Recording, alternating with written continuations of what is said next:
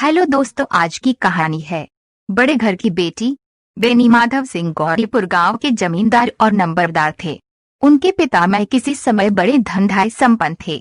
गांव का पक्का तालाब और मंदिर, जिनकी अब मरम्मत भी मुश्किल थी, उन्हीं के कीर्ति स्तंभ थे। कहते हैं इस दरवाजे पर हाथी झूमता था। अब उसकी जगह एक बूढ़ी भैंस थी, जिसके शरीर में अस्थि पंजर के सिवा और कुछ शेष न रहा था, पर दूध शायद बहुत देती थी, क्योंकि एक नेक आदमी भाड़े लिए उसके सिर पर सवार ही रहता था। बेनी माधव सिंह अपनी आधी से अधिक संपत्ति वकीलों को भेंट कर चुके थे। उनकी वर्तमान आय 1000 रुपए वार्षिक से अधिक न थी। ठाकुर साहब के 2 बेटे थे। बड़े का नाम श्रीकंठ सिंह था। उसने बहुत दिनों के परिश्रम और उद्योग के बाद भी की डिग्री प्राप्त की थी। अब एक दफ्तर में नौकर था। छोटा लड़का लाल बिहारी सिंह दोहरे बदन का सजीला जवान था। भरा हुआ मुखड़ा, चौड़ी छाती, भैंस का 2 सेर ताजा दूध वह उठकर सवेरे पी जाता था। श्रीकंठ सिंह की दशा बिल्कुल विपरीत थी। इन नेत्र प्रिय गुणों को उन्होंने भी इन्हीं 2 अक्षरों पर योछावर कर दिया था। इन 2 अक्षरों ने उनके शरीर को निर्बल और चेहरे को कांतिहीन बना दिया था। इसी से वैद्य ग्रंथों पर उनका विशेष प्रेम था। आयुर्वेदिक औषधियों पर उनका अधिक विश्वास था। शाम सवेरे से उनके कमरे से प्राय खरल की सुरीली करमधुर ध्वनि सुनाई दिया करती थी। लाहौर और कलकत्ते के वैद्यों से बड़ी लिखा पढ़ी रहती थी। श्रीकंठ इस अंग्रेजी डिग्री के अधिपति होने पर भी अंग्रेजी सामाजिक प्रथाओं के विशेष प्रेमी न थे, बल्कि वह बहुधा बड़े जोर से उसकी निंदा और तिरस्कार किया करते थे। इसी से गांव में उनका बड़ा सम्मान था। दशहरे के दिनों में वे बड़े उत्साह से रामलीला में सम्मिलित होते और स्वयं किसी न किसी पात्रा का पाठ लेते थे। गौरीपुर में रामलीला के वही जन्मदाता थे। प्राचीन हिंदू सभ्यता का गुणगान उनकी धार्मिकता का प्रधान अंग था। सम्मिलित कुटुंब के तो वे एकमात्र उपासक थे। आजकल स्त्रियों को कुटुंब में मिलजुल कर रहने की जो अरुचि होती है, उसे वे जाति और देश दोनों के लिए हानिकारक समझते थे। यही कारण था कि गांव की ललनाएं उनकी निंदक थीं। कोई तो उन्हें अपना शत्रु समझने में भी संकोच न करती थीं। स्वयं उनकी पत्नी को ही इस विषय में उनसे विरोध था। ये इसलिए नहीं कि उसे अपने सास ससुर, देवर या जेठ आदि से घृणा थी, बल्कि उसका विचार था कि यदि बहुत कुछ सहने और तरह देने पर भी परिवार के साथ निर्वाह न हो सके, तो आए दिन की कला से जीवन को नष्ट करने की अपेक्षा यही उत्तम है कि अपनी खिचड़ी अलग पकाई जाए। आनंदी एक बड़े उच्च कुल की लड़की थी। उसके बाप एक छोटी सी रियासत के ताल्लुकेदार थे। विशाल भवन, 1 हाथी, 3 कुत्ते, बाज, बहरी शिकरे, झाड़फानूस, ऑनरेरी मजिस्ट्रेटी और ऋण, जो एक प्रतिष्ठित ताल्लुकेदार के भोग्य पदार्थ हैं, सभी यहाँ विद्यमान थे। नाम था भूप सिंह। बड़े उदारचित्त और प्रतिभाशाली पुरुष थे, पर दुर्भाग्य से लड़का एक भिन्न था। 7 लड़कियां हुई और दैवयोग से सबकी सब जीवित रहीं। पहली उमंग में तो उन्होंने 3 ब्याह दिल खोलकर किए, पर 15-20 हजार रुपयों का कर्ज सिर पर हो गया तो आंखें खुली, हाथ समेट लिया। आनंदी चौथी लड़की थी। वह अपनी सब बहनों से अधिक रूपवती और गुणवती थी। इससे ठाकुर भूप सिंह उसे बहुत प्यार करते थे। सुंदर संतान को कदाचित उसके माता पिता भी अधिक चाहते हैं। ठाकुर साहब बड़े दम संकट में थे कि इसका विवाह कहाँ करें। न तो यही चाहते थे कि ऋण का बोझ बढ़े, और न यही स्वीकार था कि उसे अपने को भाग्यहीन समझना पड़े। एक दिन श्रीकंठ उनके पास किसी चंदे का रुपया मांगने आया।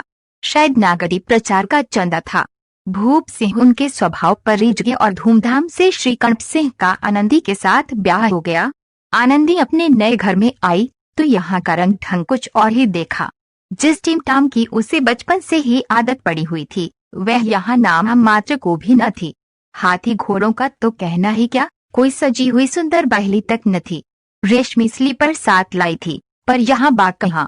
मकान में खिड़कियां तक न थीं, न जमीन पर फर्श, न दीवार पर तस्वीरें। यह एक सीधा सादा देहाती गृहस्थ का मकान था, किंतु आनंदी ने थोड़े ही दिनों में अपने को इस नई अवस्था के ऐसा अनुकूल बना लिया मानो उसने विलास के सामान कभी देखे ही न थे। एक दिन दोपहर के समय लाल बिहारी सिंह 2 चिड़िया लिए हुए आया और भावच से बोला, जल्दी से पका दो, मुझे भूख लगी है। आनंदी भोजन बनाकर उसकी राह देख रही थी। अब वह नया व्यंजन बनाने बैठी। हाड़ी में देखा तो घी पाव भर से अधिक न था। बड़े घर की बेटी किफायत क्या जाने, उसने सब घी मांस में डाल दिया। लाल बिहारी खाने बैठा तो दाल में घी न था। बोला, दाल में घी क्यों नहीं छोड़ा? आनंदी ने कहा, घी सब मांस में पड़ गया। लाल बिहारी जोर से बोला, अभी परसों घी आया है, इतना जल्द उठ गया? आनंदी ने उत्तर दिया, आज तो कुल पाव भर रहा होगा। वह सब मैंने मांस में डाल दिया। जिस तरह सूखी लकड़ी जल्दी से जल उठती है, उसी तरह क्षुधा से बावला मनुष्य जरा जरा सी बात पर तिनक जाता है। लाल बिहारी को भावच की यह ढिठाई बहुत बुरी मालूम हुई। तिनक कर बोला, मैके में तो चाहे घी की नदी बहती हो, श्रृगालियां सह लेती है, माछ भी सह लेती है, पर मैके की निंदा उससे नहीं सही जाती। आनंदी मुंह फेर कर बोली, हाथी मुराफी तो 9 लाख का, वह इतना घी न टिकनाई का हार खा जाते हैं। लाल बिहारी जल गया, थाली उठाकर पलट दी और बोला, जी चाहता है जीभ पकड़कर खींच लूं। आनंदी को भी क्रोध आ गया, मुंह लाल हो गया। बोली, वह होते तो आज इसका मजा चखाते। अब अपर उजट ठाकुर से न रहा गया। उसकी स्त्री एक साधारण जमींदार की बेटी थी। जब जी चाहता उस पर हाथ साफ कर लिया करता था। खड़ाऊ उठाकर आनंदी की ओर जोर से फेंकी और बोला, जिसके गुमान पर भूली हुई हो उसे भी देखूंगा और तुम्हें भी। आनंदी ने हाथ से खड़ाऊ रोकी, सिर बच गया, पर उंगली में बड़ी चोट आई। क्रोध के मारे हवा से हिलते पत्ते की भांति कांपते हुए अपने कमरे में आकर खड़ी हो गई। स्त्री का बल और साहस, मान और मर्यादा पति तक है। उसे अपने पति के ही बल और पुरुषत्व का घमंड होता है। आनंदी खून का घूंट पी कर रह गई। श्रीकंठ सिंह शनिवार को घर आया करते थे। बृहस्पति को ये घटना हुई थी। 2 दिन तक आनंदी को भवन में रही, न कुछ खाया न पिया, उनकी बाट देखती रही। अंत में शनिवार को वे नियमानुकूल संध्या समय घर आए और बाहर बैठकर कुछ इधर उधर की बातें, कुछ देशकाल संबंधी समाचार तथा कुछ नए मुकदमों आदि की चर्चा करने लगे। ये वार्तालाप 10 बजे रात तक होता रहा। गांव के भद्र पुरुषों को इन बातों में ऐसा आनंद मिलता था कि खाने पीने की भी सुधि न रहती थी। श्रीकंठ को पिंड छुड़ाना मुश्किल हो जाता था। ये 2-3 घंटे आनंदी ने बड़े कष्ट से काटे। किसी तरह भोजन का समय आया, पंचायत उठी, एकांत हुआ तो लाल बिहारी ने कहा, भैया आप जरा भाभी को समझा दीजिएगा कि मुंह संभाल कर बातचीत किया करें, नहीं तो एक दिन अनर्थ हो जाएगा। बेनी माधव सिंह ने बेटे की ओर से साक्षी दी, हाँ बहू बेटियों का ये स्वभाव अच्छा नहीं कि मर्दों के मुंह लगे। लाल बिहारी, वो है बड़े घर की बेटी हैं, तो हम भी कोई कुर्मी का हार नहीं है। श्रीकंठ ने चिंतित स्वर से पूछा, आखिर बात क्या हुई? लाल बिहारी ने कहा, कुछ भी नहीं, यूं ही आप उलझ पड़ी। मैके के सामने हम लोगों को कुछ समझती ही नहीं। श्रीकंठ खा पी कर आनंदी के पास गए। वह भरी बैठी थी। ये हजरत भी कुछ तीखे थे। आनंदी ने पूछा, चित्त तो प्रसन्न है? श्रीकंठ बोले, बहुत प्रसन्न है, पर तुमने आजकल घर में ये क्या उपद्रव मचा रखा है? आनंदी की त्योरियों पर बल पड़ गए। झंझलाहट के मारे बदन में ज्वाला सी दहक उठी। बोली, जिसने तुमसे ये आग लगाई है उसे पाऊं तो मुंह झुलस दूं? श्रीकंठ, इतनी गर्म क्यों होती हो, बात तो कहो। आनंदी, क्या कहूं, ये मेरे भाग्य का फिर है। नहीं तो गवार छोकरा जिसको चपरासगिरी करने का भी शुर नहीं, मुझे खड़ाऊ से माच कर यूं न करता। श्रीकंठ, सब हाल साफ साफ कहो तो मालूम हो, मुझे तो कुछ पता नहीं। आनंदी, परसों तुम्हारे लाडले भाई ने मुझसे मांस पकाने को कहा। घी हाड़ी में पाव भर से अधिक न था, वह सब मैंने मांस में डाल दिया। जब खाने बैठा तो कहने लगा, दाल में घी क्यों नहीं है? बस इसी पर मेरे मायके को बुरा भला कहने लगा। मुझसे न रहा गया। मैंने कहा कि वहाँ इतना घी तो नाई का हार खा जाते हैं और किसी को जान भी नहीं पड़ता। बस इतनी सी बात पर इस अयाई ने मुझ पर खड़ाऊ फेंक मारी। यदि हाथ से न रोक लूं तो सिर फट जाए। उसी से पूछो मैंने जो कुछ कहा है वह सच है या झूठ? श्रीकंठ की आंखें लाल हो गईं। बोले, यहाँ तक हो गया इस छोकरी का ये साहस? आनंदी स्त्रियों के स्वभावानुसार रोने लगी, क्योंकि आंसू उनकी पलकों पर रहते हैं। श्रीकंठ बड़े धैर्यवान और शनात पुरुष थे। उन्हें कदाचित ही कभी क्रोध आता था। स्त्रियों के आंसू पुरुषों की क्रोधाग्नि भड़काने में तेल का काम देते हैं। रात भर करवटें बदलते रहे। उद्विग्नता के कारण पलक तक नहीं झपकी। प्रातःकाल अपने बाप के पास जाकर बोले, दादा अब इस घर में मेरा निबाह न होगा। इस तरह की विद्रोहपूर्ण बातें कहने पर श्रीकंठ ने कितनी ही बार अपने कई मित्रों को आड़े हाथों लिया था, परंतु दुर्भाग्य आज उन्हें स्वयं वही बातें अपने मुंह से कहनी पड़ी। दूसरों को उपदेश देना भी कितना सहज है। बेनी माधव सिंह घबरा उठे और बोले, क्यों? श्रीकंठ, इसलिए कि मुझे भी अपनी मान प्रतिष्ठा का कुछ विचार है। आपके घर में अब अन्याय और हद का प्रकोप हो रहा है। जिनको बड़ों का आदर सम्मान करना चाहिए वे उनके सिर चढ़ते हैं। मैं दूसरे का नौकर ठहरा, घर पर रहता नहीं। यहाँ मेरे पीछे स्त्रियों पर खड़ा हूँ और जूतों की बौछारें होती हैं। कड़ी बात तक चिंता नहीं, कोई एक की दो कह ले, वहां तक मैं सह सकता हूँ, किंतु ये कदापि नहीं हो सकता कि मेरे ऊपर लात घूंसे पड़े और मैं दम न मारूं। बेनी माधव सिंह कुछ जवाब न दे सके। श्रीकंठ सदैव उनका आदर करते थे। उनके ऐसे तेवर देखकर बूढ़ा ठाकुर अवाक रह गया। केवल इतना ही बोला, बेटा तुम बुद्धिमान होकर ऐसी बातें करते हो? स्त्रियां इस तरह घर का नाश कर देती हैं। उनको बहुत सिर चढ़ाना अच्छा नहीं। श्रीकंठ, इतना मैं जानता हूँ, आपके आशीर्वाद से ऐसा मूर्ख नहीं हूँ। आप स्वयं जानते हैं कि मेरे ही समझाने बुझाने से इसी गांव में कई घर संभल गए, पर जिस स्त्री की मान प्रतिष्ठा का ईश्वर के दरबार में उत्तरदाता हूँ, उसके प्रति ऐसा घोर अन्याय और पशुवत व्यवहार मुझे असह्य है। आप सच मानिए, मेरे लिए यही कुछ कम नहीं है कि लाल बिहारी को कुछ दंड नहीं देता। अब बेनी माधव सिंह भी गरमाए, ऐसी बातें और न सुन सके। बोले, लाल बिहारी तुम्हारा भाई है, उससे जब कभी भूल चूक हो उसके कान पकड़ो। लेकिन श्रीकंठ, लाल बिहारी को मैं अब अपना भाई नहीं समझता। बेनी माधव सिंह स्त्री के पीछे। श्रीकंठ जी नहीं, उसकी क्रूरता और अविवेक के कारण। दोनों कुछ देर चुप रहे। ठाकुर साहब लड़के का क्रोध शांत करना चाहते थे, लेकिन ये नहीं स्वीकार करना चाहते थे कि लाल बिहारी ने कोई अनुचित काम किया है। इसी बीच में गांव के और कई सज्जन हुक्के चिलम के बहाने वहां आ बैठे। कई स्त्रियों ने जब ये सुना कि श्रीकंठ पत्नी के पीछे पिता से लड़ने को तैयार है तो उन्हें बड़ा हर्ष हुआ। दोनों पक्षों की मधुर वाणियां सुनने के लिए उनकी आत्माएं तिलमिलाने लगीं। गांव में कुछ ऐसे कुटिल मनुष्य भी थे जो इस कुल की नीतिपूर्ण गति पर मन ही मन जलते थे। वे कहा करते थे, श्रीकंठ अपने बाप से दबता है इसीलिए वह दब्बू है, उसने विद्या पढ़ी इसलिए वह किताबों का कीड़ा है। बेनी माधव सिंह उसकी सलाह के बिना कोई काम नहीं करते, ये उनकी मूर्खता है। इन महानुभावों की शुभकामनाएं आज पूरी होती दिखाई दी। कोई हुक्का पीने के बहाने और कोई लगान की रसीद दिखाने आकर बैठ गया।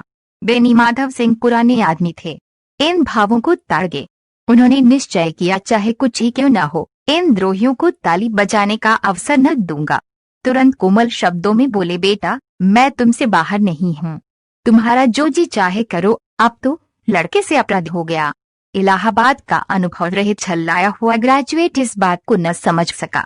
उसे डिबेटिंग क्लब में अपनी बात पर अड़ने की आदत थी, इन हथकंडों की उसे क्या खबर। बाप ने जिस मतलब से बात पलटी थी वह उसकी समझ में न आई। बोला, लाल बिहारी के साथ अब इस घर में नहीं रह सकता। बेनी माधव, बेटा बुद्धिमान लोग मूर्खों की बात पर ध्यान नहीं देते। वह बेसमझ लड़का है, उससे जो कुछ भूल हुई उसे तुम बड़े होकर क्षमा करो। श्रीकंठ, उसकी इस दुष्टता को मैं कदापि नहीं सह सकता। या तो वही घर में रहेगा या मैं ही। आपको यदि वह अधिक प्यारा है तो मुझे विदा कीजिए, मैं अपना भार आप संभाल लूंगा। यदि मुझे रखना चाहते हैं तो उससे कहिए जहां चाहे चला जाए। बस ये मेरा अंतिम निश्चय है। लाल बिहारी सिंह दरवाजे की चौखट पर चुपचाप खड़ा बड़े भाई की बातें सुन रहा था। वह उनका बहुत आदर करता था।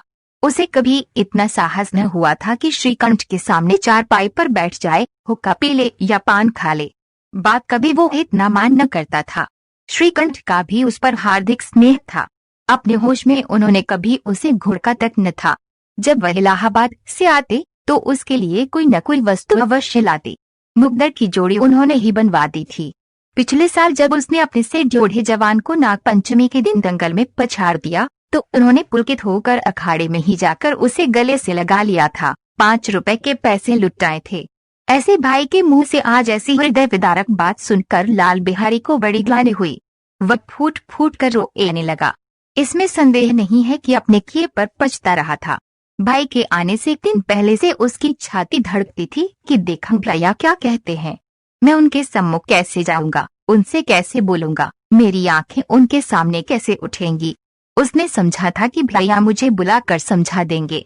इस आशा के विपरीत आज उसने उन्हें निर्दयता की मूर्ति बने हुए पाया। वह मूर्ख था, परंतु उसका मन कहता था कि भैया मेरे साथ अन्याय कर रहे हैं।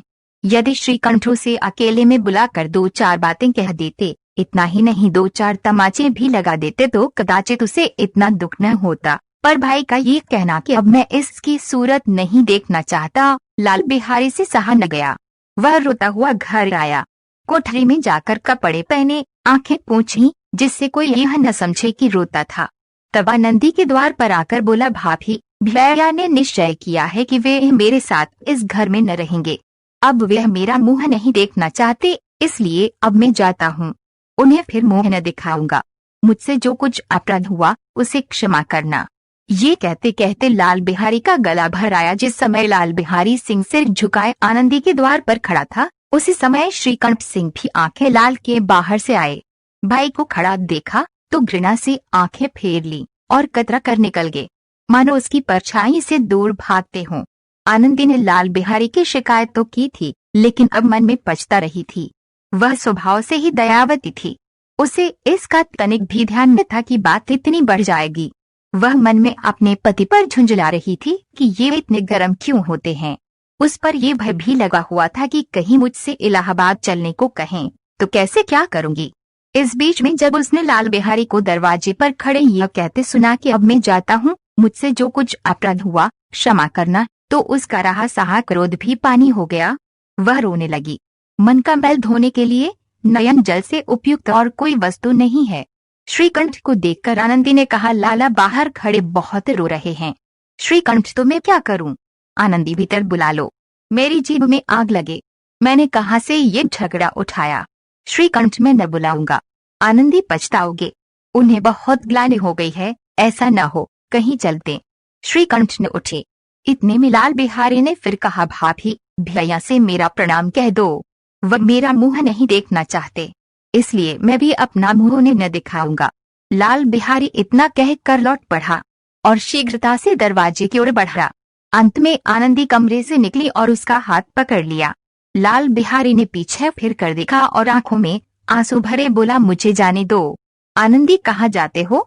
लाल बिहारी, जहाँ कोई मेरा मुंह न देखे। आनंदी, मैं न जाने दूंगी।